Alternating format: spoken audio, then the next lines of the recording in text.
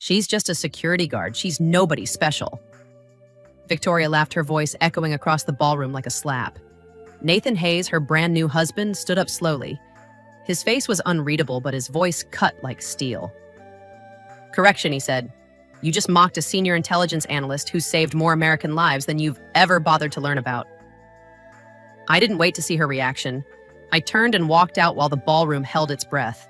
As I stepped into the hall outside the Redmont's Grand Ballroom, the heavy doors groaned shut behind me, muffling the chaos that had just erupted. I could still hear the aftershock in fragments, sharp whispers, the soft clink of a wine glass being hastily set down, the unmistakable buzz of someone filming with their phone. Inside Victoria's perfect wedding was unraveling. But out here in the long tiled hallway, lit by antique sconces, everything felt strangely still. The air smelled of gardenias and old wood polish. My heels echoed as I walked toward the elevators, but each step felt disconnected, like they belonged to someone else. I wasn't shaking. I wasn't crying. I wasn't even angry anymore. I was empty. For 5 years, I'd kept my silence. For 5 years, I'd been the quiet joke of the Torres family, Jasmine, the night guard with no ambition, no sparkle, no value. And I'd let them believe it. It was safer that way. Necessary. Until tonight. I stopped at the brass-framed mirror outside the elevator and looked at myself. Still the same department store navy dress. Still the same low ponytail. But the woman in the mirror didn't look small anymore. Behind me, I caught the reflection of the ballroom doors bursting open. I didn't need to turn around to know who it was. I could hear the scuff of her designer heels, the ones she had bragged about buying in Milan, now scraping against the floor in a frenzied dash. Jasmine Victoria's voice cracked in that frantic way people sound when their world starts to slip. Wait, what was that? What did Nathan mean? He's joking, right? Right? I didn't answer. Not yet. Instead, I watched her reflection in the mirror as she stumbled toward me, veil-twisted cheeks flushed not from bridal joy but from panic. Victoria, always center stage, always the one with the last word, until tonight. I didn't know. She stammered, mascara starting to smudge beneath her eyes. You're not, you can't be. Why didn't you ever tell us? Why would you lie to your own family like that? A slow breath escaped me. The calm I felt was almost unnerving. I turned around, finally facing her, not as her sister, not as the family disappointment, but as myself. The full version. The one she'd spent her entire life looking down on. I didn't lie, I said. You just never asked. Behind her, the ballroom doors stood wide open now. A wave of murmurs rolled out like the tide changing, guests shifting, cameras lifting, faces turning. The moment had cracked something wide open. And still, through the noise and unraveling luxury and broken illusion, I felt one thing: peace. Not triumph, not revenge, just peace. Because the silence that had once protected me had finally spoken for itself. And nothing was ever going to be the same again. Growing up in the Torres household meant one thing: Victoria was the sun, and the rest of us revolved around her. From the moment she could walk, my parents treated her like she had descended from royalty. Her baby giggles were opera, her finger paintings museum-worthy. And when she won her first local pageant at 7, Dad threw a backyard party with banners and fireworks. When I won a statewide math competition 2 years later, they forgot to pick me up from school. I still remember sitting on the cold curb outside Lincoln Middle, hugging my backpack as the sun dipped low behind the trees. I watched every other kid get swept into warm car hugs, and I'm proud of yous. My trophy sat beside me, its golden plastic base catching the dying light. No one ever asked me what that trophy was for. By high school, the difference wasn't just obvious, it was weaponized. Victoria got private dance lessons, teeth whitening, and her own car at 16. I got a lecture on why real success doesn't come from complaining. When I turned 17, I received a birthday card from my grandmother, our abuela from Puerto Rico, handwritten, folded carefully in an envelope. She had included a silver chain necklace with a tiny jade pendant. This was mine when I was your age, she wrote in careful looping Spanish. You are my quiet strength. I wore it everywhere. Until one day, it vanished from my nightstand. Victoria wore it to school the next week. When I confronted her, she laughed. Relax. It's not like she gave it to only you. Mom heard the argument and told me to stop being dramatic. You never wear jewelry anyway. After that, I stopped asking for anything. I stopped explaining myself. The only thing I held on to was the fact that I was leaving. At graduation, Victoria made a speech about following your dreams. I stood in the back row, diploma in hand, already knowing mine didn't involve staying in a house where I was only visible in contrast to her spotlight. I enlisted in the military 2 weeks later. Dad didn't say goodbye. He just muttered, "Couldn't even get into a decent college, huh?" as he flipped through the newspaper. What he didn't know, what none of them ever bothered to learn, was that my entrance scores had flagged something high level. By the time Victoria was filming weekend weather segments, I was already deep into recruitment for intelligence operations. They thought I was running away. I was stepping into something bigger than they could ever understand. Still, I kept my cover simple. Jasmine, the night shift security guard. Steady job, quiet life. A useful narrative for a family that never asked follow-up questions. Over the years, I sat through countless dinners where Victoria bragged about Instagram followers and production meetings while Dad praised her for making something of herself. You know, he once said, while slicing into a steak I had paid for, "Your sister always had that sparkle. Not everyone's cut out for greatness." I said nothing, not even when I had spent that entire week decoding intercepted chatter that prevented an attack on a military base housing 800 families. They thought I was background noise, but I was listening, recording, remembering, and storing every moment like ammunition. Because even in silence, I was never the weak one. I don't remember the exact moment I stopped waiting for them to see me. Maybe it was at the family barbecue when Victoria held up her engagement ring like it was the Olympic torch, and my father raised his glass with tears in his eyes. "That's my girl," he said, beaming. Or maybe it was earlier during a Christmas dinner where they forgot to get me a gift. Not forgot to wrap one, forgot entirely. I remember Mom saying, "You're hard to shop for, you don't really do much." I just nodded and took another sip of my cheap wine, staring at the twinkling lights they had spent hours wrapping around Victoria's Instagram perfect tree. That's when I realized it wasn't that they misunderstood me. They didn't care to understand me. And in that cold, oddly clarifying moment, something inside me shifted. I stopped trying to fix it. I stopped shrinking myself. And I started preparing for the day the truth would no longer need my permission to be seen. I didn't sabotage them. I didn't lash out or correct their cruelty. I did what I was trained to do, observe, store, and act only when it mattered. Victoria loved her public image. Her career wasn't just built on weather reports, it thrived on relatability, storytime confessionals, behind-the-scenes glimpses of her perfect life. She didn't just post photos, she posted narratives. And I knew with absolute certainty if she ever knew what I really did, she would package it, sell it, twist it into her own hero story. So, I fortified the wall. I leaned deeper into my cover.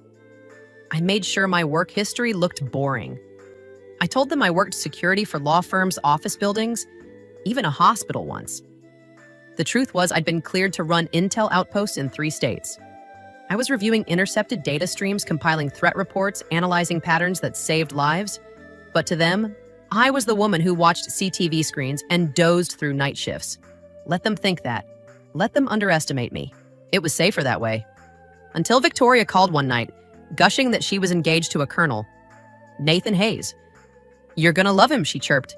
"He's old school military, just like you, but successful, you know?"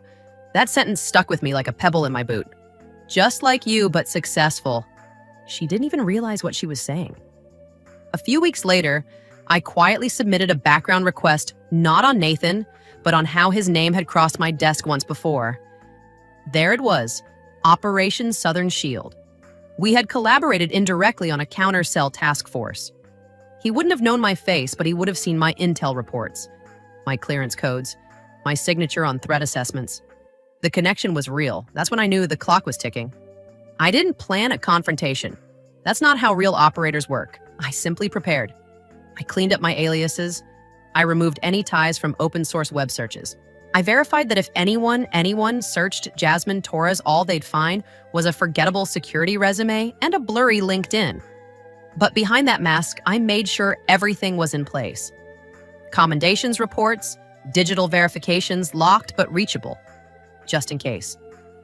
And when the wedding invitation arrived, I said yes. I bought a navy dress from a local rack, the kind no one would remember. I found a pair of shoes that didn't hurt. and I wrapped a simple handwritten card for their gift. To the world, I was attending my sister's wedding. But in my heart, I was walking into a mission, not of revenge, of readiness. Because for the first time, I wasn't afraid of being exposed. I was ready to stop hiding. When I walked into the Redmont Hotel that evening, I didn't enter like a woman carrying secrets. I entered like any other guest, quiet, polite, forgettable. Victoria wouldn't have it any other way. She had chosen the venue for its marble floors, gold chandeliers, and sweeping views of Birmingham's skyline. Everything had to sparkle. Everything had to say, "Look what I've achieved." She met me at the front of the ballroom, arms outstretched in mock affection. "You came?" she said, her tone too sweet. "I know night shifts must make things tricky." I smiled and handed her the small wrapped gift. A bottle of aged Puerto Rican rum and a note in Spanish from our grandmother's handwriting, copied carefully from a card she had once given me. Victoria barely looked at it. "Go ahead and find your seat," she said, already turning toward her bridesmaids. I found my place at a table near the back table 12, between two distant cousins and a woman I barely knew. A perfect location for someone considered decoration, not family. I listened quietly through dinner as guests traded stories about Nathan's military honors and Victoria's rise in local media. My name came up only when she waved vaguely in my direction. "That's my sister," she said, pausing long enough to sip champagne. "She works night security, keeps the city safe, one CCTV monitor at a time." They laughed. I smiled. But across the room, Nathan watched me. Not with judgment, with calculation. Like a man replaying a memory he couldn't place. I knew the exact moment it clicked for him. It was during the cake cutting after Victoria joked again about my desk job. Nathan froze knife halfway through, fondant eyes locked on mine. Then he leaned close to her and asked something. Her face twisted in confusion. He stepped away, walked past the dance floor, came directly to me. "Jasmine Torres," he said quietly. "3rd Army Division." I nodded. That's when I saw at the flicker of realization, the slight jaw clench the shift from casual to formal. He offered me a quiet nod, nothing more. But in that moment, we both knew what was coming. I didn't have to say a word. I didn't have to break the illusion. All I had to do was stay still and let the truth surface through the cracks they made for themselves. Victoria handed him the microphone not long after, proud as a peacock, expecting another round of praise for her perfect life. Instead, he chose to speak truth. About service. About sacrifice. About a woman in a navy dress sitting near the back who had done more for this country than anyone in the room had guessed. And I said nothing. Because I didn't have to. That was the plan all along. The ballroom fell into a hush so complete it felt like the building itself was holding its breath. Nathan's voice had dropped the bomb. "Jasmine Torres, Senior Intelligence Analyst, 3rd Army Intelligence Division." And the air shifted. Victoria's painted smile froze on her face like a mask halfway cracking. Her grip on the mic trembled ever so slightly, and for once she wasn't looking at the crowd. She was staring at me. The ballroom lights suddenly felt too bright, like the chandeliers themselves were bearing witness. Someone dropped a spoon. Someone else gasped. A server in white gloves paused mid-pour, the wine bottle hovering in the air. I didn't flinch. I simply sat, still folding my hands in my lap as if I were listening to weather reports instead of the public dismantling of my disguise. Nathan kept going, his voice calm but firm. Every sentence another stake in the heart of the story Victoria had built. She prevented an attack on military families during Operation Southern Shield. She's been commended by the Secretary of Defense. She requested no credit because her mission was more important than applause. I watched the room not as Jasmine the sister, but as Jasmine the analyst. I saw the waves ripple. The mother of the flower girl leaning over to whisper urgently to her husband. A major from the Air Force pulling out his phone. A woman at the head table blinking rapidly, trying to remember every time she'd ever dismissed me as just security. And there was my father, Robert Torres. The man who once told me, "Your sister has a real job, Jasmine. You just babysit buildings." He sat in stunned silence, one hand still gripping the base of his wine glass like it might anchor him to something stable. His knuckles were white. When Nathan said my name again, slowly, respectfully, the wine glass slipped from his fingers and shattered on the floor. No one even reacted. Everyone was still watching me. The woman they'd laughed at. The one in the 49er dress from the mall, the one they had decided was small. Nathan closed the commendation folder and looked straight at Victoria. The difference between you and your sister, he said, is that Jasmine chose silence to protect lives. You used it to inflate your ego. The ballroom collectively winced. Victoria opened her mouth, but nothing came out. I stood slowly. Not rushed, not theatrical, just steady. I walked to the edge of the dance floor and looked at my sister. You always needed to be the most important person in the room, I said softly. And you were so desperate to shine, you didn't even realize you were standing next to a lighthouse. Gasps. A low damn from someone near the bar. She looked like a statue still in her wedding dress, but suddenly exposed in a way silk and sequins couldn't cover. Her voice came out small. Why didn't you tell us? Because you would have made it about you, I answered. Because operational security matters. And because honestly, you never really asked. A pause. Then, but we're family. That word hit different now. Family. The same people who laughed behind my back nodded in agreement when she belittled me, let years of love sit in silence because they couldn't see past their own assumptions. I glanced around the room. There was no applause, no music, no toast, just stunned faces and the hollow sound of a fairy tale collapsing. And me still standing, still steady, and finally seen. Later that night, long after the last guest had slinked away and the ballroom lights dimmed to save electricity, I stood alone in the guest suite the hotel had reserved for me. The silence wasn't heavy anymore. It was clean, whole. Outside, the Birmingham skyline blinked softly through the curtains. Inside, I stood barefoot on the plush carpet holding a small object in my hand, the jade necklace. The one Abuela gave me when I was 17. The one Victoria had taken and worn like a trophy. What she never knew, what none of them knew, was that I had recovered it.